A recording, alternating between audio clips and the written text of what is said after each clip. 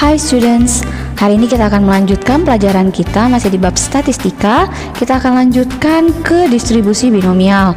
Apa itu distribusi binomial? Binomial adalah melakukan percobaan independen berulang kali dengan dua kemungkinan. Nah, kemungkinannya bisa jadi sukses ataupun gagal. Nah, contohnya adalah jika sebuah keluarga ingin mempunyai anak, maka kemungkinan yang muncul itu adalah lahirnya anak laki-laki atau perempuan. Bisa jadi variabel yang kita harapkan atau peristiwa yang kita harapkan terjadi itu adalah lahirnya anak laki-laki. Maka kejadian sukses itu merupakan lahirnya laki-laki dan lahirnya perempuan merupakan kejadian yang gagal. Selanjutnya contoh yang kedua, ketika kita mendaftar ke perguruan tinggi. Nah, ada dua kemungkinan, kita akan lulus atau tidak lulus. Jadi kalau bisa jadi nanti dianggap sukses jika kita lulus masuk ke perguruan tinggi, dan kejadian gagalnya adalah tidak lulus masuk ke perguruan tinggi. Juga ketika kita melemparkan koin, kita berharap munculnya sisi angka, maka kejadian suksesnya adalah munculnya sisi angka, dan kejadian gagalnya adalah munculnya sisi gambar. Secara umum, ini adalah rumus distribusi binomial, di mana kita sebutkan bahwa fx ini adalah fungsi distribusi binomial dengan rumusnya adalah Cnx. C ini adalah rumus kombinasi, P ini merupakan probabilitas kejadian suksesnya, jadi ini adalah peluang ketika kejadian itu sukses, Q itu adalah peluang ketika kejadian itu gagal. Nah, X ini adalah jumlah sukses yang diharapkan, jadi nanti tergantung dengan soal. Sementara N ini adalah jumlah percobaan, berapa kali percobaan itu kita lakukan.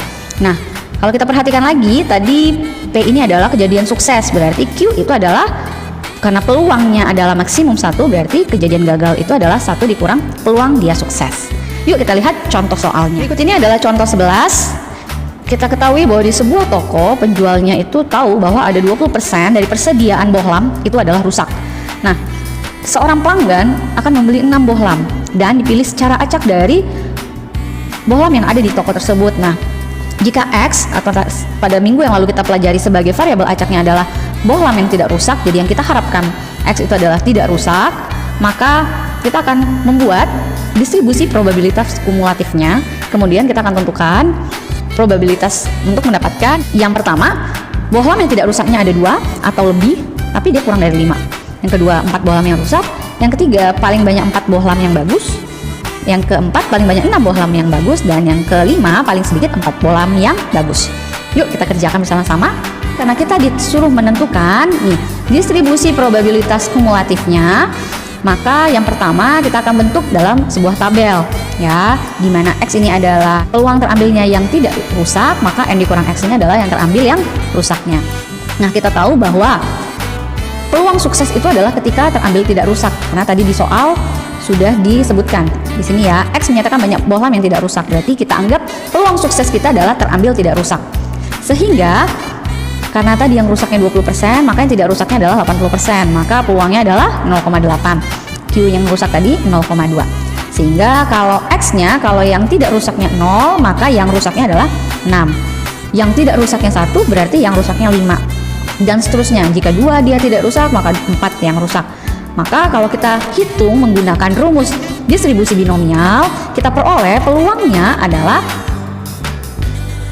NCX P pangkat X Q pangkat N dikurang X. Nah, ini tadi N-nya, N kita tadi 6, X kita adalah 0. Ya, lalu ini peluang P kita, peluang dia tidak rusaknya 0,8, dan yang tidak rusak kan terambil 0, berarti dia pangkat 0, lalu Q berarti 0,2 pangkat N dikurang X. Nah, supaya nanti kamu gampang, jumlahkanlah pangkat yang ini, haruslah sebanyak kejadian kita. Kalau diambil 6, berarti ini harus totalnya 6. Untuk memastikan jawaban kamu nggak salah ya.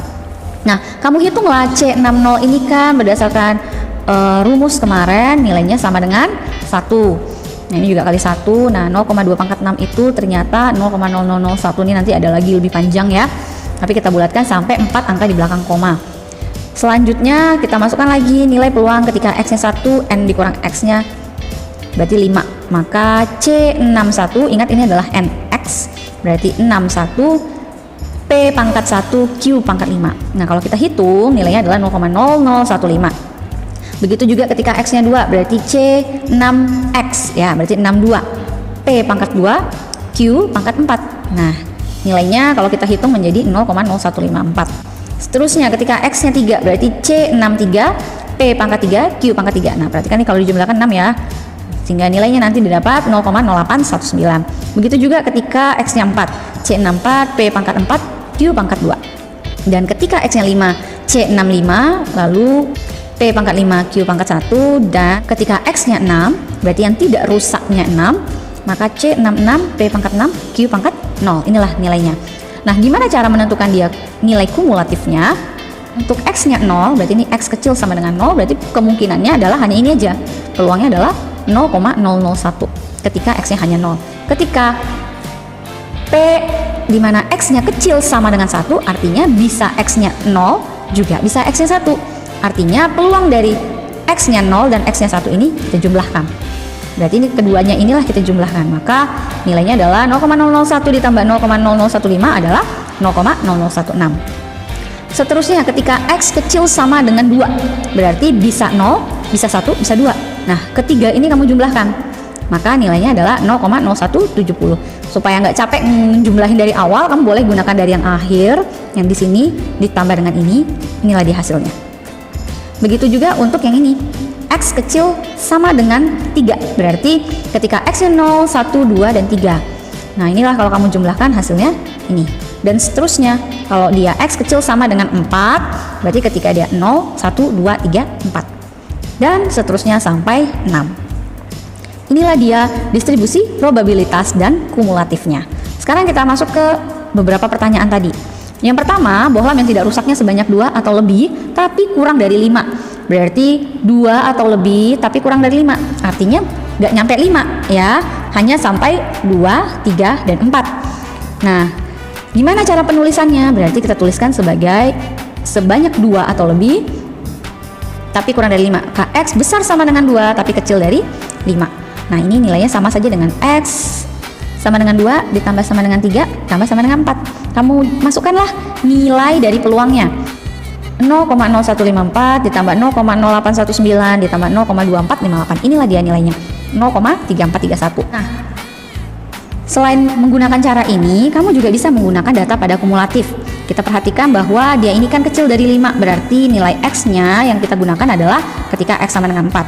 Berarti peluang ketika 0,3447 ini adalah untuk keseluruhan dari X-nya 0, 1, 2, 3, 4. Nah, sementara dia itu hanya mulainya dari 2. Berarti ketika X sama dengan 0 dan X sama dengan 1 ini tidak kita gunakan. Jadi kita akan menghilangkan 2 peluang ini. Nah, jumlahan dari kedua ini kan sama dengan yang ini, 0,0016.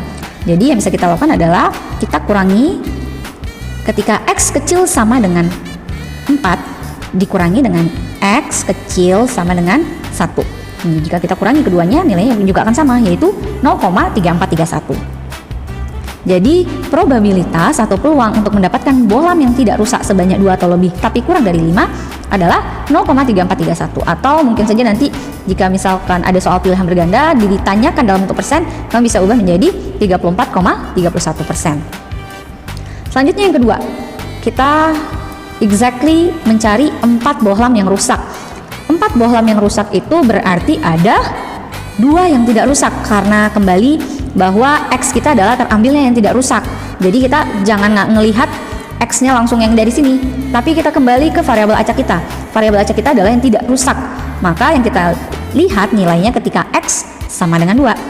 Maka peluang ketika X sama dengan 2, inilah dia nilainya, 0,0154. Jadi nilainya adalah 0,0154. Maka probabilitas mendapatkan 4 bohlam yang rusak adalah 0,0154 atau 1,54%. Yang ketiga, kita akan menentukan peluang ketika paling banyak 4 bohlam yang bagus. Paling banyak berarti bisa 0, 1, 2, 3, 4 ya. Nah, kalau dia disebutkan kata-kata di sini paling banyak, berarti kita bisa notasikan sebagai X kecil sama dengan 4 ya. Maka kita bisa langsung lihat, nah ini kan karena udah punya kumulatifnya, kita bisa lihat ketika X kecil sama dengan 4 itu yang ini, 0,3447. Nah, kalau kamu belum punya kumulatifnya, tabel kumulatifnya, kamu boleh jumlahin satu-satu ya, jumlahin dari 0, 1, 2, 3, 4. Hasilnya pastilah 0,3447. Selanjutnya kita perolehlah bahwa probabilitas untuk mendapatkan paling banyak 4 bohlam yang bagus adalah 0,3447 atau 34,47%. Nah, untuk soal yang selanjutnya, kita akan menentukan probabilitas paling banyak 6 bohlam yang bagus. Berarti kalau namanya paling banyak itu bisa saja 0, 1, 2, 3, 4, 5 ataupun 6 bohlam yang bagus. Nah, berarti kita bisa notasikan sebagai P X kecil dari sama dengan 6 karena seluruh kemungkinan yang ada ya, maka peluangnya adalah 1. Nah, soal yang terakhir, paling sedikit 4 bohlam yang bagus, berapakah probabilitasnya? Nah, kita tahu bahwa kalau paling sedikit 4, jadi bisa jadi 4, bisa jadi 5, juga bisa jadi 6. Sehingga kita bisa notasikan bahwa peluangnya adalah ketika X besar sama dengan 4. Nah, besar sama dengan 4 itu apa maksudnya? Bisa kita jumlahkan 4 ditambah ketika 5 dan ketika 6. Tinggal kita jumlahkan dari masing-masing probabilitas. Kalau dihitung nilainya adalah 0,9011. Atau kita juga bisa gunakan bahwa peluang ketika X-nya besar sama dengan 4 itu terjadi. Nah, jika kan yang ini aja nih ya. Yang ini aja nih nilainya. Berarti kita bisa lakukan adalah total keseluruhan dikurangi dengan yang 3 di atasnya ya, atau sama saja dengan 1 dikurang dengan 3 yang di atas. Ini adalah peluang ketika X kecil sama dengan 3 ya kan, karena jumlahan dari ketiganya. Sehingga kita peroleh bahwa 1 dikurang, nah X kecil sama dengan 3, ini kan yang ini 0,0989. Nah, kalau dikurangin itu nilainya adalah 0,911, sama. Jadi kamu boleh pilih mau menggunakan cara yang ini atau cara yang ini, mana yang paling nyaman untuk kamu kerjakan. Sehingga kita perolehlah bahwa probabilitas untuk mendapatkan paling sedikit 4 bohlam yang bagus adalah 90,11%. Seperti itu cara menyelesaikan soal yang berhubungan dengan distribusi binomial. Selanjutnya berikut ada 3 buah sifat untuk distribusi binomial. Yang pertama, kita bisa menentukan rata-rata atau mean dari sebuah data yang berdistribusi binomial. Bagaimana caranya? Kita bisa gunakan rumus rata-rata itu sebagai mu, di mana nilainya sama dengan N dikali P. N ini adalah jumlah percobaan yang dilakukan dan P adalah peluang kejadiannya sukses. Selanjutnya variansi, kita tentukan nilainya dari N dikali P dikali Q. Jumlah percobaan dikali peluang sukses dikali dengan peluang gagal. Dan standar deviasi atau simpangan baku merupakan akar dari variansi. Jadi nilainya itu sama dengan akar dari NPQ. Ya, jangan lupa bahwa inilah dia definisi dari setiap notasinya. Yuk kita lihat bagaimana cara menyelesaikan soal yang membutuhkan sifat dari distribusi binomial ini. Nah, kita punya bahwa dalam 64 kali percobaan melempar sebuah uang logam, peubah acaknya itu adalah menyatakan banyak kemunculan sisi angka. Jadi yang kita harapkan sukses itu adalah sisi angka. Berarti P-nya adalah munculnya sisi angka dan Q-nya adalah munculnya sisi gambar. Kita akan menentukan rata-rata dan standar deviasinya. Kita tahu bahwa probabilitas munculnya angka peluangnya adalah setengah. Kalau P-nya setengah, maka Q-nya adalah 1 dikurang setengah, atau yang munculnya gambar juga peluangnya setengah. Sehingga rata-ratanya kita gunakan tadi rumus pada sifat distribusi binomial, yaitu N dikali P. N kita mana? Ini dia, K 64 dikali dengan P. P kita setengah. Sehingga rata-ratanya adalah 32. Artinya adalah banyak angka yang diharapkan akan muncul dari 64 kali percobaan ini adalah sebanyak 32 kali. Itulah arti dari rata-ratanya 32. Selanjutnya, untuk menentukan standar deviasi, kita gunakan rumus tadi, akar NPQ. Kita masukkan nilainya, N-nya 64, P-nya setengah, Q-nya juga setengah. 64 dibagi 4 itu sama dengan akar dari 16. Akar 16 itu adalah 4. Maka standar deviasi dari percobaan untuk melempar sebuah uang logam itu adalah 4. Demikianlah pelajaran kita untuk hari ini. Jangan lupa untuk menyelesaikan latihan yang ada di Edmodo kelas masing-masing. Sampai jumpa.